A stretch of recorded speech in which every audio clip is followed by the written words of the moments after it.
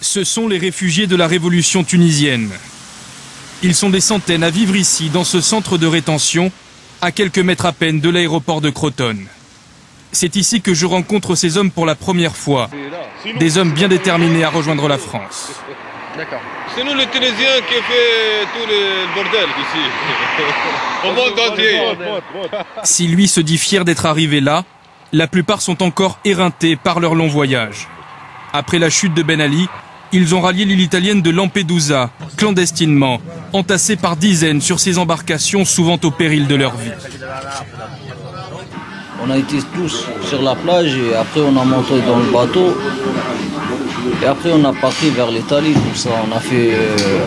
On a fait 24 heures sur la mer. J'ai un enfant de 12 ans qui a été touché par une balle lors des événements. Il était au balcon avec sa mère. Moi, j'ai décidé de partir, de quitter la Tunisie car je veux vivre librement et faire vivre ma famille.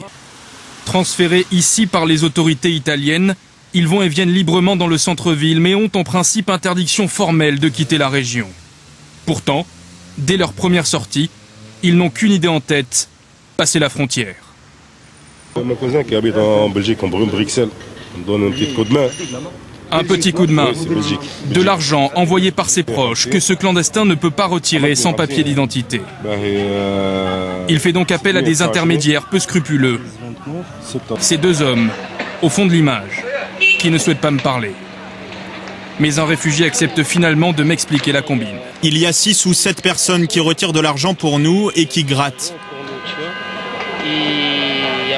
Autrement dit, ils prennent une commission, quelques dizaines d'euros.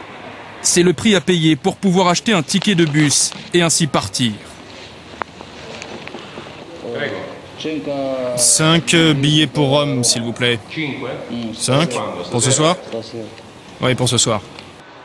Vers 23 h, je retrouve un groupe de migrants au départ du bus. Pour la première fois, ils semblent inquiets. Ils soupçonnent le chauffeur qui est en train de téléphoner, ici, de prévenir la police. Qu'est-ce qu'il fait là? Il nous a repérés ou quoi? Allez-y, passez, montez normalement dans le bus. N'ayez pas peur, soyez naturels et montez. Finalement, ils sont une quinzaine ce soir à monter dans le bus sans être inquiétés. Durant le trajet, le chauffeur ne nous pose aucune question et 6 heures plus tard, nous voilà à Rome. En rejoignant la gare, nous croisons sur notre chemin ces policiers. Mais ni eux, ni les contrôleurs un peu plus loin sur le quai ne remarquent notre présence. La France n'est maintenant plus qu'à 700 km.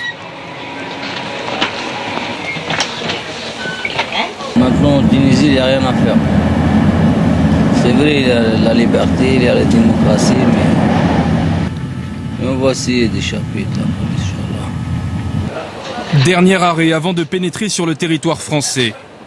Une partie du groupe descend du train. Eux vont tenter de passer la frontière en voiture. Pour les autres, l'objectif est atteint. Le train est en France, mais les migrants restent sur leur garde jusqu'au bout, parfois contraints de se cacher derrière un journal. Arrivés à Nice, ils sont enfin soulagés. Bon, ça y est, t'es arrivé en France? Ça va aller. Tranquille là-bas. Hein? C'est bon, c'est tranquille là. Leur périple depuis la Tunisie a duré 3 semaines. La plupart ont disparu sans me dire où ils allaient. Et un homme seulement a été arrêté par la police hier en Lorraine.